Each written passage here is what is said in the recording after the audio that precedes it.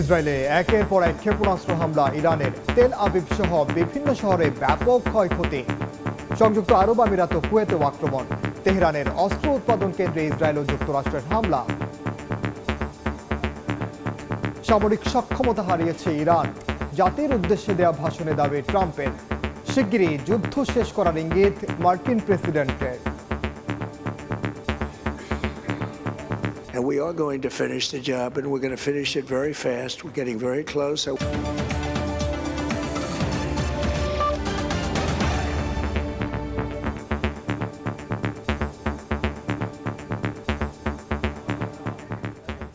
আন্তর্জাতিক সময়ের সঙ্গে আছি আমি ওমর ইনান। দ্রুতই ইরান যুদ্ধ শেষ করার আবারও ইঙ্গিত দিলেন ট্রাম্প। জাতির উদ্দেশ্যে দেওয়া ভাষণে মার্কিন প্রেসিডেন্ট দাবি করেন মার্কিনরা এখন নিরাপদ। যুক্তরাষ্ট্র বিশ্বকে হুমকি দেওয়ার সক্ষমতা ইরানের নেই বলেও দাবি করেন তিনি। তার ভাষণের পরই ইসরায়েলের কয়েকটি শহর, কুয়েত ও সংযুক্ত আরব আমিরাতে মার্কিন স্থাপনায় ব্যাপক হামলা চালায় ইরান। তেহরানে বিমান হামলা চালিয়েছে নেতানিয়াহু বাহিনী। ইসরায়েলের শক্তিশালী ব্যালিস্টিক ক্ষেপণাস্ত্র দিয়ে বড় আকারের হামলা চালিয়েছে ইরান। এতে কয়েকজন আহত হওয়ার খবর পাওয়া যায়। মধ্যপ্রাচ্যের বিভিন্ন দেশেও মার্কিন স্থাপনায় হামলা অব্যাহত রেখেছে আইআরজিসি। কুয়েত ও সংযুক্ত আরব আমিরাত একাধিক ক্ষেপণাস্ত্র ও ড্রোন ভূপাতিতের দাবি করে। ইরানে গত 2 দিনে 4 শতাধিক হামলা চালিয়েছে আইডিএফ। এর মধ্যে ইরানের প্রতিরক্ষা মন্ত্রণালয়ের কেন্দ্রীয় কমপ্লেক্স সহ 15টি গুরুত্বপূর্ণ অস্ত্র উৎপাদন কেন্দ্রকে লক্ষ্যবস্তু করার দাবি তাদের। তেল আবিবের দাবি, এই বিশেষ অভিযানে তেহরানের অত্যাধুনিক ক্ষেপণাস্ত্র সংরক্ষণের জায়গাগুলো গুঁড়িয়ে দেওয়া হয়েছে।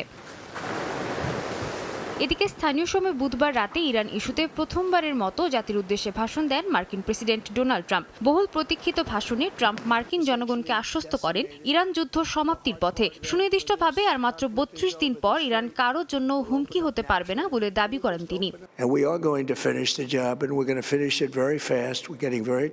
ইরানে যুক্তরাষ্ট্র ও ইসরায়েলি আগ্রাসনের মধ্যে মার্কিন জনগণের উদ্দেশ্যে খোলা চিঠি দিয়েছেন ইরানের প্রেসিডেন্ট মাসুদ পেজেশকিয়ান। তিনি লিখেন, যারা ইরানকে আক্রমণ করেছে তাদের অত্যন্ত দৃঢ়তা ও সাহসিকতার সঙ্গে প্রতিহত করা হয়েছে। ইরানকে নিরাপত্তা হুমকি হিসেবে উপস্থাপনের তীব্র বিরোধিতা করেছেন পেজেশকিয়ান। একে অস্ত্র ব্যবসা টিকিয়ে রাখার একটি ষড়যন্ত্র বলে দাবি করেন তিনি।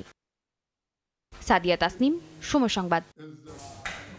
ইরান যুদ্ধে পশ্চিমা মিত্রদের সহযোগিতা না পেয়ে ক্ষুব্ধ মার্কিন প্রেসিডেন্ট ডোনাল্ড ট্রাম্প। ইরানে মার্কিন ইসরায়েলি হামলায় সরাসরি সহায়তা করতে অস্বীকৃতি জানানোয় এরই মধ্যে ফ্রান্স, ইতালি ও স্পেনের কড়া সমালোচনা করেছেন তিনি। ন্যাটোভুক্ত দেশগুলোকে ভীরু আখ্যা দিয়ে প্রয়োজনে আকাশসীমা ও ঘাঁটি ব্যবহারের অনুমতি ছাড়াই ব্যবস্থা নেওয়ার হুঁশিয়ারি দেন তিনি। এমন পরিস্থিতিতে পশ্চিমা মিত্রদের সঙ্গে মার্কিন প্রেসিডেন্টের দূরত্ব বাড়তে পারে বলে মনে করছেন বিশ্লেষকরা। ইরানের সামরিক অভিযান চালাতে গিয়ে ইউরোপীয় মিত্রদের কাছ থেকে প্রত্যাশিত সহযোগিতা না পেয়ে চটেছেন ডোনাল্ড ট্রাম্প। বিভিন্ন আন্তর্জাতিক গণমাধ্যম জানায়, ন্যাটোর প্রভাবশালী দেশগুলো মার্কিন ইসরায়েলি কর্মকাণ্ডের বিরুদ্ধে অবস্থান নিয়েছে। দীর্ঘদিনের মিত্রদের ভীরু বলে সম্বোধন করেছেন ট্রাম্প। তার দাবি, সংকটের সময়ে এই দেশগুলো নিজেদের গুটিয়ে নিয়ে বিশ্বাসঘাতকতা করছে। সবচেয়ে বড় বাধা হয়ে দাঁড়িয়েছে ফ্রান্স, যারা ইসরায়েলগামী মার্কিন যুদ্ধবিমানকে নিজেদের আকাশসীমা ব্যবহার করতে দেয়নি। ট্রাম্পের অভিযোগ, সামরিক রসদ নিয়ে যাওয়া বিমানগুলোকে পথ ঘুরিয়ে নিতে বাধ্য করেছে ফরাসি প্রশাসন। তবে দেশটির সরকার জানিয়েছে, সংঘাত শুরুর পর থেকেই তারা বিদ্যমান নীতির সঙ্গে সামঞ্জস্য রেখে সিদ্ধান্ত নিচ্ছে। এই ঘটনায় ক্ষুব্ধ হয়ে ইসরায়েল ঘোষণা দিয়েছে, তারা ফ্রান্স থেকে সব ধরনের প্রতিরক্ষা সরঞ্জাম কেনা বন্ধ করে দেবে। সহযোগিতা না করার তালিকায় নাম লিখিয়েছে ইতালি ও স্পেন। সিসিলির সিগোনেলা বিমান ঘাঁটিতে মার্কিন বোমারু বিমান অবতরণের অনুমতি দেয়নি ইতালি, যা ওয়াশিংটনের সঙ্গে রোমের দূরত্ব বাড়িয়ে দিয়েছে। অন্যদিকে স্পেনের প্রধানমন্ত্রী পেদ্রো সানচেজ মার্কিন ইসরায়েলি হামলার কড়া সমালোচনা করে নিজেদের আকাশসীমা পুরোপুরি বন্ধ রাখার সিদ্ধান্তে অটল রয়েছেন। দেশটির প্রতিরক্ষা মন্ত্রী সাফ জানিয়েছেন, কোনো নির্দিষ্ট দেশের স্বার্থে নয়, কেবল ন্যাটোর সম্মিলিত রক্ষায় ঘাঁটি ব্যবহার করা যাবে।